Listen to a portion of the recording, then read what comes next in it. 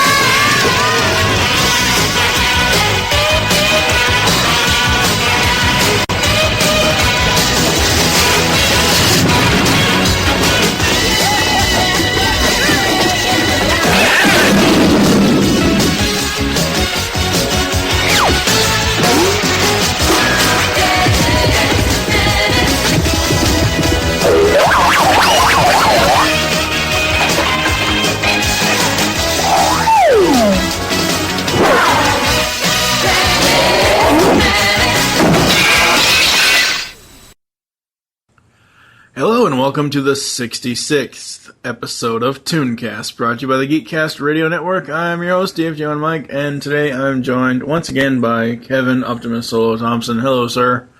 Good day to you, sir. How are you? I am okay. We're Just going okay because I've been outside all day working, so I'm a little bit worn out. Ugh.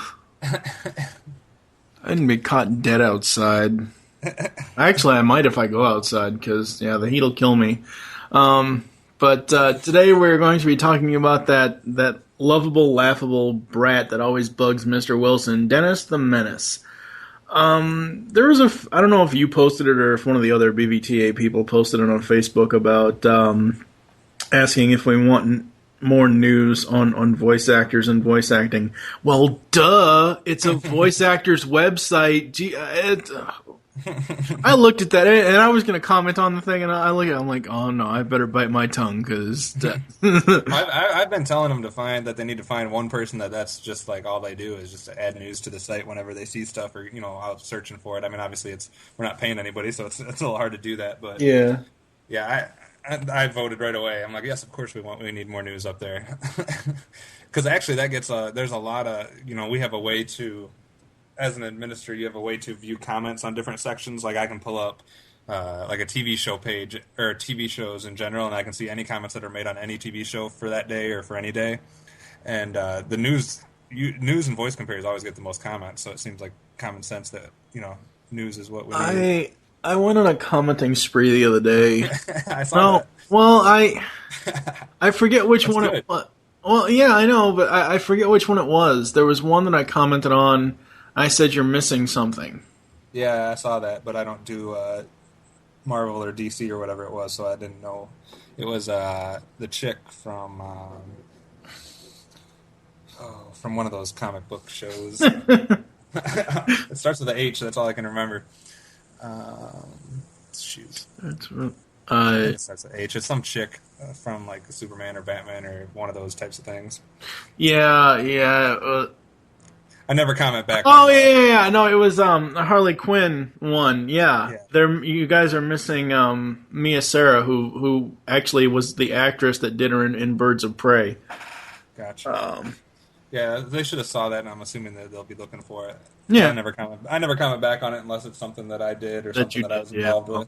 But I am excited, though. I finally, after months and months and months of looking, I finally found a G.I. Joe, the Spy Troops movie online, and it is not anywhere on YouTube. There's never been a way for me to find those characters' pictures and screen cap them and get voice clips and everything like that.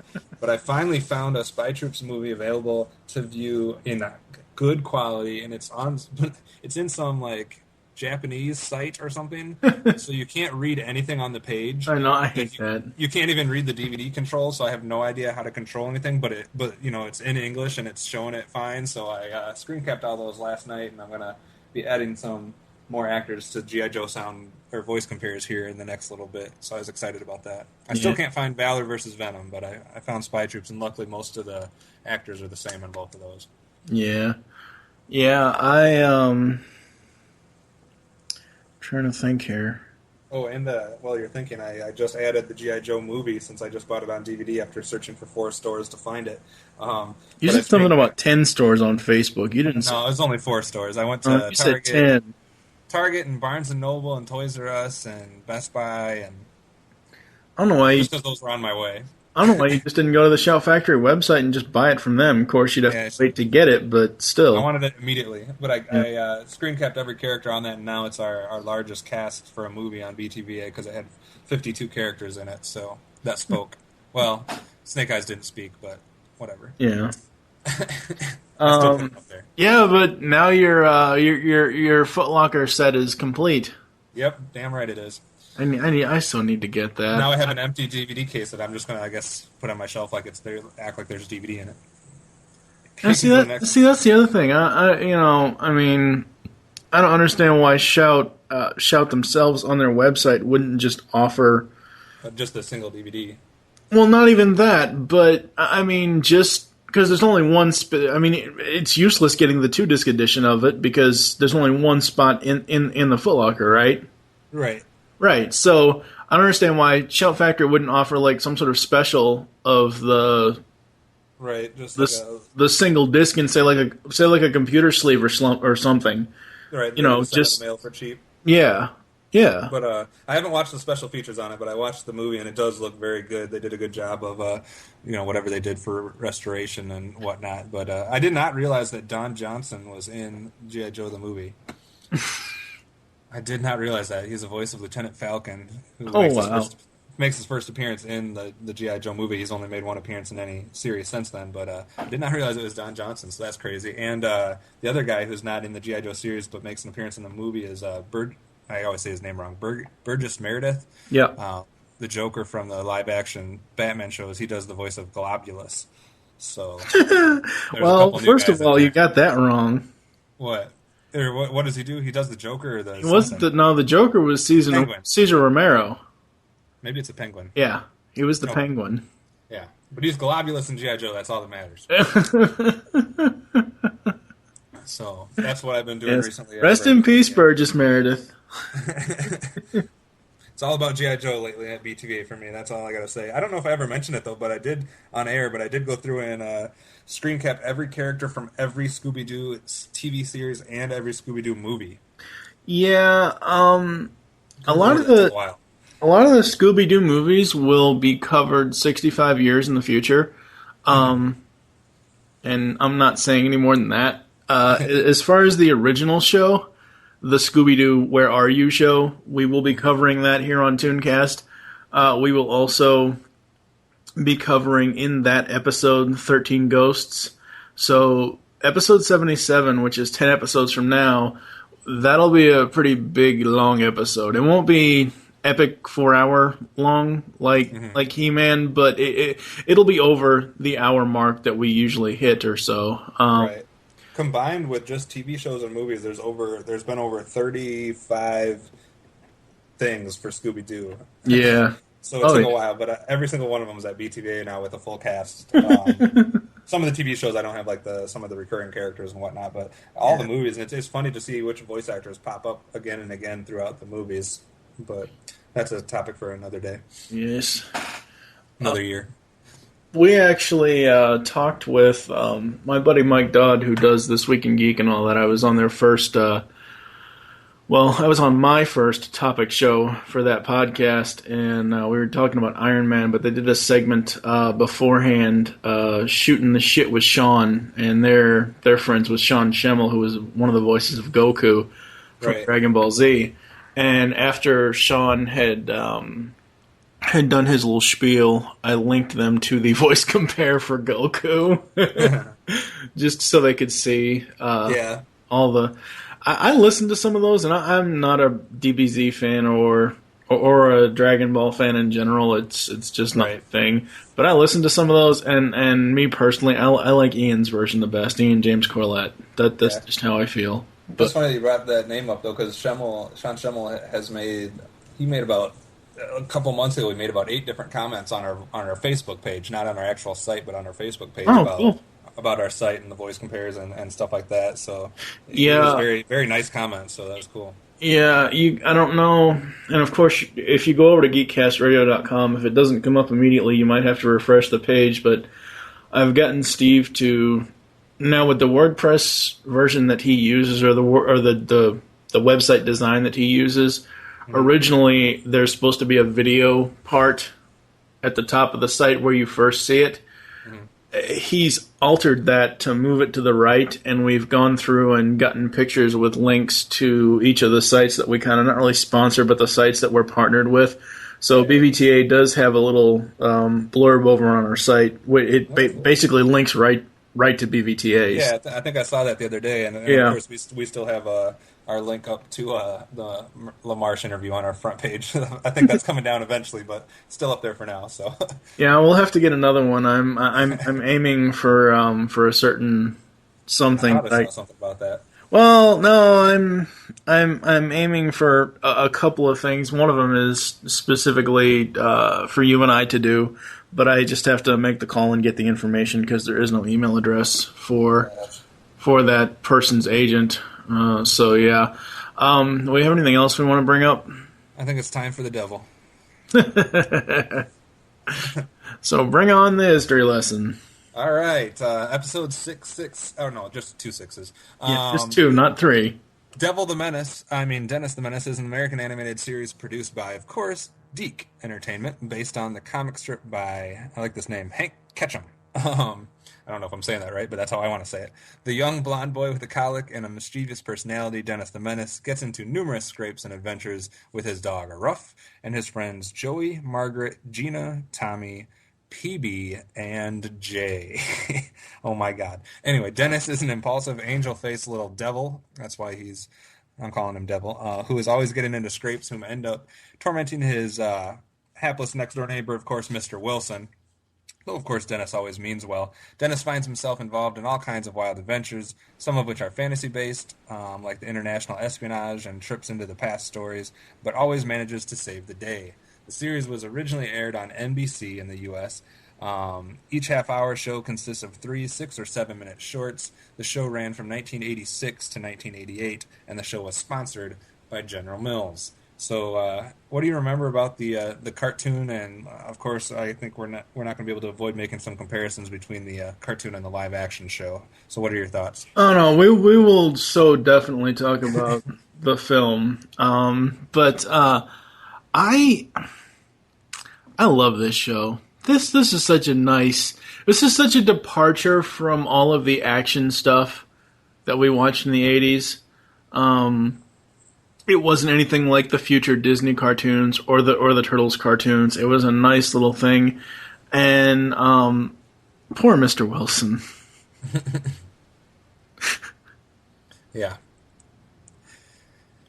Did you watch this a lot as a kid? I caught episodes here and there. I think mainly I caught them before school. Because that's the thing. When I was a kid, and of course you're only a year behind me, but when I was a kid, Transformers would air. G1 would air at like 6:30 in the morning. Oh yeah. And then I remember, of course, over on NBC, Dennis the Menace would air. I believe Dennis would air in the early morning hours before I went to school.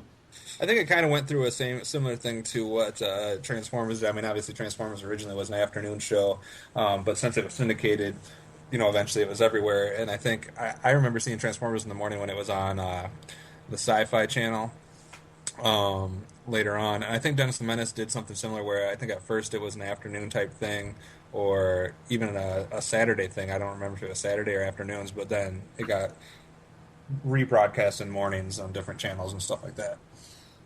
Yeah, and I always found it funny that he would constantly bug Mr. Wilson, or their schemes. The kids' schemes would always interfere with, like, say, Mr. Wilson's trying to mow the lawn, or he's trying to water his flowers, or and I thought that was really funny. See, I don't remember watching the show too much as a kid. I remember seeing it. I mean, I have memories of watching it. I watched it at some point, but it wasn't something that, like we've said a lot of times, it wasn't something that I was going to like set my schedule around. It wasn't something that I was going to be excited to, oh, I got to be home by this time, or I got to, whatever, so I can't miss Dennis the Menace. It was nothing like that. I watched it occasionally. I wasn't a big fan back in the day. I was a big fan of the original live-action TV show, Dennis the Menace, the black and white version. I don't know when that aired. 70s, I think it was in the 50s. 50s, somewhere back then. Yeah, I was a big fan of that, and I liked the reruns of that, and I loved the characters in that, especially Mr. Wilson, the guy who played him, and the guy who played Dennis. And to me, the cartoon didn't compare to that, and I was a little disappointed in a way with the cartoon because I was hoping it would be more like that show, and I don't know, I'm not a big fan of this cartoon. Wasn't the cartoon more based off the comic? Yeah, it was, and that's probably why I like the show better than the cartoon, I guess, because I wasn't a big fan of the comic either. Yeah. I guess we can get into the characters and the voice actors here. You have Dennis Mitchell, who was the little devil boy, who was voiced by Brennan Thicke. And yes, that is Alan Thicke's son. Yeah, it's Alan Thicke's son, and it's singer Robin Thicke's brother. Because Alan Thicke has two kids, Brennan Thicke and Robin Thicke, both of which have done stuff in showbiz, obviously. And Brennan Thicke, the only other time I've ever seen him in any of our episodes is as Matt Tracker's son on the show Mask. Oh, yeah. So Brennan Thicke had two lead roles in the 80s, apparently. Or not lead roles, but fairly popular roles. Yeah. And then you have Henry Mitchell, who is the father to Dennis and Alice's husband, voiced by Phil Hartman in Season 1 and by Maurice LaMarche in Season 2. I don't remember. I remember seeing Henry. I don't remember which voice I like better. I think it's Phil's voice. Yeah, I don't recall Henry very well. Well, see, the thing about this show is, first season had 65 episodes, and the second season only had 13, so I guess it was kind of dying. Well, I think what happened is it went from a weekday to a Saturday. Oh, that's why. So 65 episodes was usually a weekday cartoon. 13 to something like that was a Saturday cartoon. But I just don't remember. I think the show was only able, like, they must have only had it in their budget to pay for 4 voice actors, because every character seems like it's voiced by one of 4 people, and obviously some of them, like Phil Hartman and Maurice LaMarche, do a couple characters where they both switched out. But I just honestly don't remember seeing much. I remember Dennis, his character. I remembered Mr. Wilson's character, obviously, and I remember some of the friends. I don't remember his parents much from the cartoon for some reason. Yeah, well, his mother isn't so much in the cartoon. Alice isn't so much in the cartoon. Maybe every now and then. Like, normally it would open up with... Episodes opened up in different ways. They would sometimes open up with, like, say, the Mitchells at breakfast, and you would see Henry and Alice and Dennis, and Ruff, obviously. Ruff is the dog.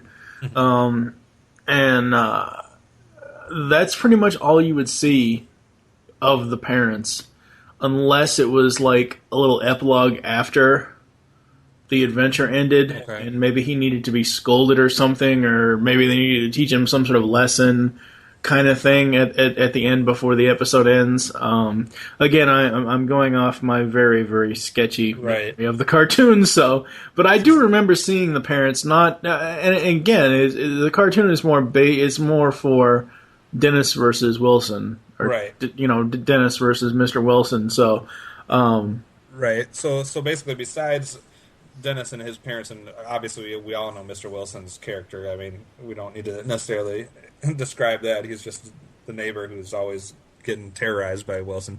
But some of the characters maybe we can talk about that people wouldn't be familiar with are his friends. Obviously, you have Dennis or Mr. Wilson's wife, who actually enjoys Dennis's company. But Martha. Which one of the friends do you remember the most? Or did you like the most? Or let's see, I'll just go through a quick description of each one of PB. them for the listeners. We got Joey McDonald, who's basically Dennis's best friend. We got Tommy Anderson, who's another best friend. Margaret Wade, who's basically Dennis's nemesis. Wow, that's hard to say. A goody girl in the neighborhood. Gina Galati, Dennis's tomboyish yet warm and feminine friend. PB Kappa, who's the friend and resident genius and technology freak. And then Jay Weldon, who is Dennis's too tall friend who loves to play basketball. And you said PB? Yeah, PB, because he reminds me. Well, of course, Donatello wasn't around yet, but when Turtles did come out, and I would watch this in between, because this ran from 86 to 88, and Turtles started in 87, so yeah, PB, because he kind of reminded me of Donatello, but he was more of a like, hold your nose up here, kind of turn your nose up to other people. I mean, he was like some sort of super genius, but he was like that rich person type of. At least that's the way I remember the voice. I could be wrong. That sounds right based on who's doing the voice. Basically, all these characters are either voiced by Jeannie Elias, Marilyn Lightstone, Donna Christie, Louise Valance, and then of course Phil Hartman and Maurice LaMarche. But Marilyn Lightstone, which is the voice of PB, is most, in my mind, most recognizable as, you're not going to like this, but the character Crasher from Challenge of the GoBots, which was, I know you don't like GoBots, but this is a pretty recognizable voice. Crasher was like the female bad GoBot. Oh, yeah. And that voice sounds familiar to what you're describing with PB. Yeah. So, I mean, she has just kind of that, I don't know, it's a very distinct voice. I'm very surprised about one of these characters as far as the voice acting, because Ruff, the Mitchell's family dog, was not voiced by Frank Welker. Yeah, it's the first dog I've seen that's not voiced by either Don Messick or Frank Welker. It was voiced by Phil Hartman in Season 1 and Maurice LaMarche in Season 2. It's funny, Henry Mitchell, George Wilson, and Ruff were all voiced by Phil Hartman and then Maurice LaMarche. Yep. So, good thing that LaMarche could imitate all of Hartman's voices. Or sounds, or whatever you want to call it. Yeah, yeah. But not a very big voice cast. Not besides LaMarche and Hartman, I mean, there's a lot of people that were into voice acting but don't have tons and tons of, iconic credits, to their credit. But a decent voice cast. Brendan Thicke, I forgot to mention, did get nominated for an award for his role on the show as a Young Artist Award or something for his voice acting. But very, very kind of unique voice cast on this show. Yeah, it was. And again, it was one of those 80s. I mean, I caught for the script, obviously people can't see this, but I copied and pasted the IMDb cast list, and all the people that are listed in the cast on IMDb, that they're all listed as additional voices, and you just don't know. But as far as the weirdest thing, sorry to cut you off, but the weirdest thing about this show is usually once you get to you always have like your standard characters which are assigned to, a person, and then you have all your additional voices who don't usually get credit for individual character names, but usually in your additional voices, that's where you see all these different names pop up of people that you know. Because this is where the big-time famous voice actors show up in almost all... I mean, like, if you looked at Smurfs or something like that and looked at additional voices, It's like a who's who of voice cast, or voice actors. And why I said this is unique is because none of the additional voices are people I've even heard of. I know, I don't recognize any of them. And I see a lot of voice actors' names every single day. And... good Lord, there's maybe one or two at the most that I recognize, and none of them are famous voice actors.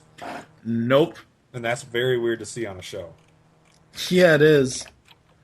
So that's just a unique small main cast and unknown additional cast. Yeah, what I was going to say about the main cast is, though, it's almost like the Transformers and G.I. Joe and Mask and Thundercats and Voltron syndrome of the 80s, where you have one or two people that can voice like 3 or 4 different voices. I was watching TFCon 2009's video of Dan Gilvezan, because he was at their convention last year, and he said, because he was talking about Transformers, he said that they would pay you for 3 characters. Yep. They would pay you the same amount for doing 3 separate characters.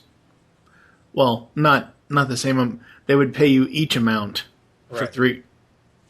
You get what I mean? Yeah, they basically couldn't. They couldn't. Well, some shows or sometimes they couldn't do more than that, or they had to spread it out so you couldn't have, so more people could have a job, basically.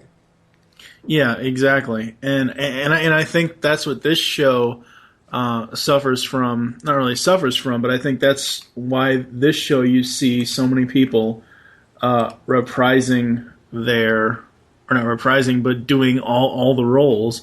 Right. Is I think it was also a part of that era of voice roles acting in place and stuff like that during that time period. Yes. Yeah. I always wondered how much Frank Welker got paid for the Transformers, though.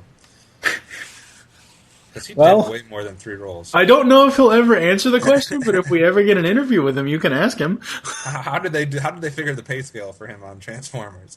You did 800 characters, so we're just going to give you credit for 3. All the rest you're going to be uncredited for. Oh, that's so funny. But, before we leave the voice acting and the cast, I'm going to say something that's going to get me shot. But I hate saying this, but I really did not care for the voice acting of Mr. Wilson in this. What? I know it's Phil Hartman. I don't necessarily. I'd have to watch episodes to see if what LaMarche sounded like, but I was so attached to the voice of Mr. Wilson in the black and white show, the TV show, that this is not that voice, and for some reason that bugged me. I can handle the live action movie voice okay. Let's not get into that just yet. We're going to save that to the end of the show. But I just, for some reason, in the actual cartoon, I don't care for how they voiced Mr. Wilson. I know I'm probably going to get stuff thrown at me for that, but I just don't. Don't care for it. I do like Dennis, though. I do like his voice. Blasphemy. Just like blasphemy. I know. This is episode 66, so I guess... Yeah, that is true. This is episode 66. Speaking bad about I'm just kidding. We have no production segment this week. The people directed it. People wrote for it. We didn't Not very many known people. Didn't recognize a single person on the writing or the directing credits. The actual show, I guess we can go into that. It's pretty much Dennis's adventures and his, always interfering with Mr. Wilson. Whether his adventure interrupts Mr. Wilson mowing the lawn or watering his flowers or baking a pie or taking a nap or starting his car. Whatever adventure the kids came up with, I'm sure it found some way to get into George's life. Yeah. And we should mention, I guess you were saying it to me off air, but basically there is no continuity in the actual show here. I mean, you're basically seeing, like many things in the 80s, it's one-shot stuff, and there's kind of like a formula that they're going to be following episode after episode after episode. I mean, obviously the stories are all different, but the gist of it's the same. Yeah. It starts off with something innocent, Dennis gets involved somehow, terrorizes Mr. Wilson, even if he doesn't mean to or whatever, and ends up saving the day somehow in the end. I mean, basically, that's what you see every episode. Thinking back on this show and thinking back about the rivalry between him and what's-her-face, Margaret, it's pretty much kid stuff. Yeah. It's kid. I believe Dennis is supposed to be what, maybe 7 or 8, something like that. Something like that around that age, 7, 8, maybe 9, and of course all 7, 8, 9-year-olds. Nobody likes girls yet. Right. Everybody has cooties. In boys' cases, we like building forts and we like doing causing problems. Huh? Causing problems. We like getting into mischief. Maybe you did.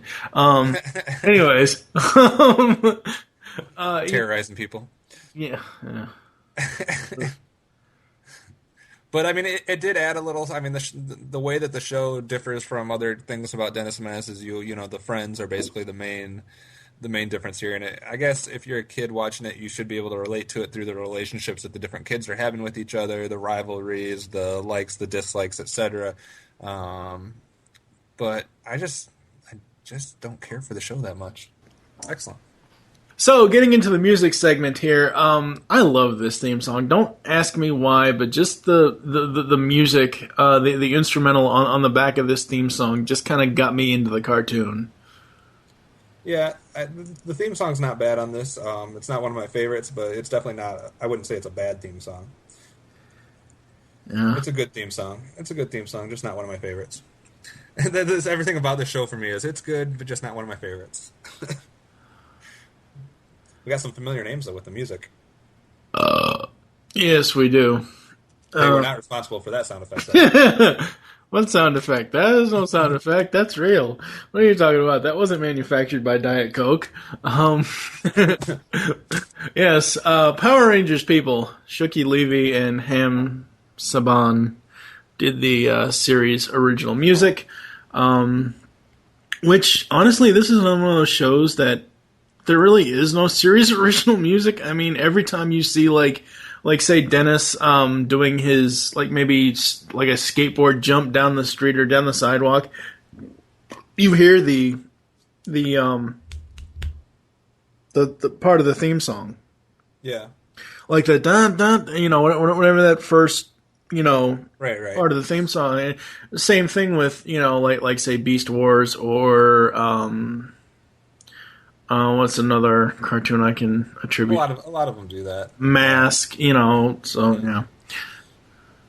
I guess getting into the legacy segment here, we have some home video on June 2nd, 1993. Holy crap. These 4 NTSC VHS tapes were released by CBS Fox Video. Dennis's Great Adventure, Animal Annex, Boys Will Be Boys, and Spies, Robbers, and Ghosts. Basically, each one has about 4 or 5 episodes on it. Yeah. And on March 18th, 2008, Fox Home Entertainment released a select 7-episode DVD entitled Dennis the Menace, Trouble, Trouble, Trouble Everywhere. And I think there was one too many troubles in that. But anyway. That's right. There's one too many 6s in our numbers, too. Or one fewer 6. Yeah, one fewer 6. One more trouble, one fewer 6. Yeah. This DVD contains episodes Dennis in Venice, Mayan Mayhem, The Big Candied Apple, A Royal Pain, Dennis and the Kangaroo Cavalry, Dennis Plasters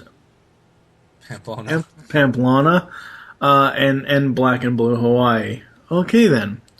So nothing as far as like seasons or nothing like a complete series, but you can get a couple episodes on DVD if you want to. Yeah. I don't think you're going to see much more than that. I don't know. I would have to find out who the rights holder is. I know that there was an interview that Mike Dodd did over at This Week in Geek with one of the VPs over at Mill Creek Entertainment, and I believe, I'd have to go back and listen to the interview, but I believe this person said that they have a lot of the Deke library. Mm-hmm. So maybe Mill Creek will put out DVDs for Dennis. I don't know. Or put out more DVDs for Dennis. If it does come to a complete series, I think this is another one of those cartoons where you don't absolutely have to have it in your collection, but it would be a nice addition to a DVD collection, especially a cartoon collection. But it's not something, it's not like Gummy Bears or Alvin and the Chipmunks or it's something that other ones are more important to have first. Yes. It's more important for you to add other to your collection before adding this one. Yeah. We should just retitle this episode 666, because that's all you're giving me here is hate. I'm sorry. It's just this is my thoughts here. There's been multiple things based on this whole Dennis the Menace character. And I think the character's good. I think the whole idea between a young kid and a basically tormenting a next door neighbor is an excellent idea. I can't believe it wasn't done more often. But, we've had comic strips, we've had a live action black and white TV show, we've had a cartoon, basically animated show, we've had movies, live action movies, or whatever you want to call those things. And we've had all these different incarnations of this Dennis the Menace character. And for me, this isn't my favorite version out of all of those versions. If this was a show about the black and white live action TV show, you'd be getting only praise from me and no hate.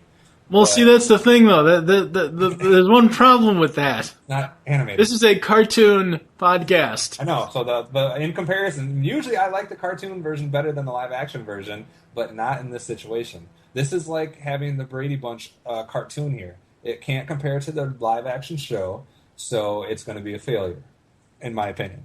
There was a Brady Bunch cartoon? Yes.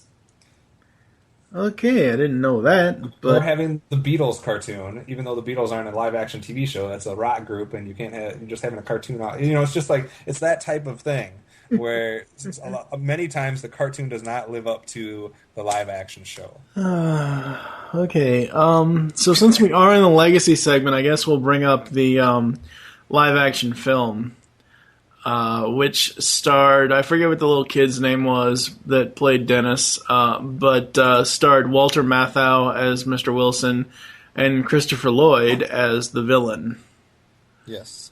What did you think of Walter Matthau's portrayal of George Wilson? I liked his portrayal of George Wilson, not as much as the black and white TV show, but I did like it better than the cartoon version of Mr. Wilson, just because they did pick the right guy. Out of all the people they could have picked to play that role, having one of the grumpy old men play it was a good idea, in my opinion. And I'm trying to think now. The name of the kid is Mason Gamble? I've never heard of him. I don't have any idea. The name of the kid back in the day was Jay North, just for the record. I have to throw that out there.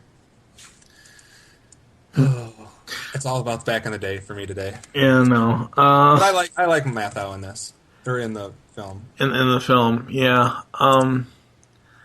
I think that they made the film a little bit too realistic. They pretty much made, and I don't know if this is because it was Walter Matthau, but just the things that Dennis got into in the film. Mm-hmm. And the way he tortured Mr. Wilson in the film, I think was way too over the top. Gotcha. I think everything about the movie was a little over the top for me, and that's one drawback from it. I think they did a good job of casting in the movie and whatnot, but yeah, I think you're right. Like a lot of the times when they've been making these retro live-action movies, they've been going over the top. A lot of the stuff that we've seen lately. Yeah. Yeah. So I think we're going to go into some potential cross-promoting ads and maybe some other stuff. I don't know, and we will come back with the outro. ToonCast will be back after these messages. This is Dr. Wily, and I will destroy Mega Man while listening to ToonCast. Do not be alarmed. This transmission is being jacked by the lunchroom. We are here to tell you that the lunchroom has been rebooted. It is now a part of the GeekCast radio network, and is still available at thelunchroom.net. It debuts every Monday or Wednesday, or whenever we see fit to give it to you. Any further information can be found at thelunchroom.net. We will now return you to your regular program. Sword of Omens, give me sight beyond sight. I see a new episode of ToonCast coming this week. Now back to ToonCast. So, final thoughts on Dennis the Menace. Well, my final thoughts. It was what it was. It had its spot in the 80s, which is why we're talking about it. And I think Dennis the Menace as a character was worthy of having a cartoon made out of it. And it could have been worse, but in my opinion, it could have been better.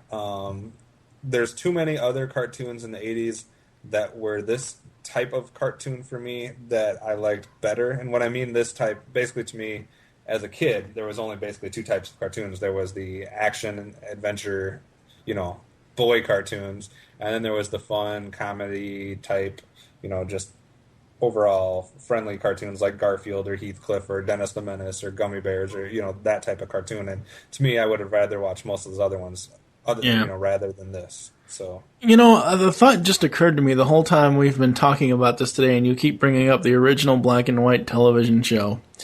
You know what you sound like? Uh-oh.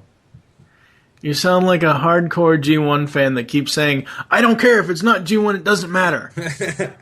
No, because there's a lot of other things that I don't necessarily like the original as much, but this is one where the original it's the best. It's like Lassie. How you can't redo Lassie and have it. Well, and the other thing is you really can't. See, that's the thing. Like, it deserved to have a cartoon. What? I think it deserved having a cartoon version. It's a good enough character and setting to have a cartoon version. It just doesn't equate to the original. And the other thing is you got to realize, much like, that's like comparing Superman the Animated Series to the old George Reeves live-action Superman. I would probably like the cartoon better on that. What? I would probably like the cartoon version better on that. Okay, well, but what I'm saying is, the point is... They're so different. The point is, one is a live-action television program in the 1960s. This is an animated cartoon in 1986. Yeah. Yes, there are comparisons. Yes, the characters are sort of the same. And, they're still two different mediums. We make constant comparisons between cartoons and live-action films and stuff like that, or upcoming, like when we did the Alvin and the Chipmunks episode, we talked about, the live-action Chipmunks or CGI Chipmunks movies and all that stuff. So, there is a way to compare them, but I don't think you can compare an original 50s, 60s television show to the cartoon counterpart, because you're constantly going to find either ways, good or bad, either way. But I don't know. So if you had to put, I'm going to make you do it. If you had to put them in order, original black and white TV show, Dennis the Menace cartoon, Dennis the Menace live action movies, which one's the best and which one's the worst? Well, seeing as how I've only seen maybe an episode and a half of the original 60s show, I would say, it's just me. I know Kevin's going to faint out or curse me out or do something. For me personally, because I had a connection to the cartoon, I would put the cartoon first. I would put the original TV show second, and I would put the film third. I'm fine with that. I was about to send the devil after you since this is that episode, but no, I think that's legitimate. Especially if you have a connection to the cartoon. I would obviously switch around the 1 and 2, but as long as you were putting the movies last, I'm Well, the other thing is that was there another movie after the first one? Because I thought there was, but I'm not. It might have been one of those direct-to-video things. Yeah, how the movie came out in '93, I think. Yeah, '93. You're right. And I don't think it did good enough to. I don't know. There's like Dennis the Menace Strikes Again in '98, but I don't know what that was. It just says video. It was probably a direct-to-video. There was another all-new Dennis the Menace TV series in '96, and then there's been another direct-to-video, a Dennis the Menace Christmas in 2007. Yeah. So besides that other series, I don't think it's really had much else. No. Thank you for joining us here on ToonCast. There's always to get in contact with us or leave feedback for the show. Visit the website, geekcastradio.com. Join the forums, PrediconEmpire.com/Nexus. Leave the show's feedback in iTunes. Speaking of iTunes, we actually have a new review since whenever it was the last time we talked about reviews. Fish86 says, fantastic. I'm a big fan. Thank you so much for re-exciting my love for my childhood. Well, you're welcome. Yay. Yay. I also have to give a shout out to someone who sent me a direct email. I don't remember ever giving the email out, but maybe they found it through, through the GeekCast website or something like that. But basically they want me, they sent me said we're up through episode 7 so far, and they want me to have my own show. Glenn Hibbert, I'm giving a shout out to him for the positive comments he sent me.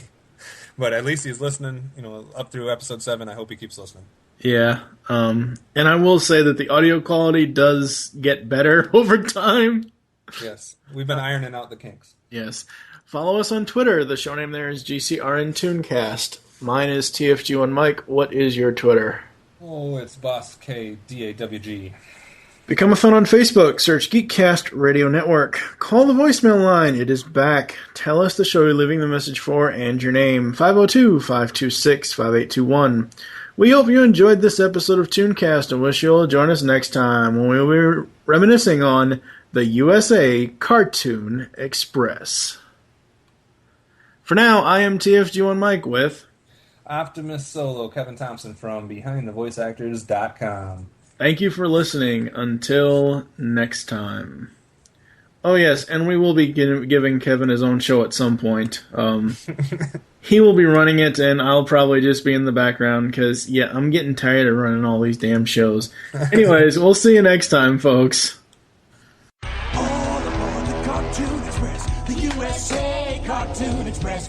Traveling east and heading west, it's a great big all-out cartoon fest. From Hudson here, if you're into live. It's time for cartoons right now, right here. Where pony heads keep things right on track. With famous cartoon stars riding in back. Hop on board for the daily run. Animals, cartoony kind of fun. Action, adventure, and all the rest on the USA Cartoon Express.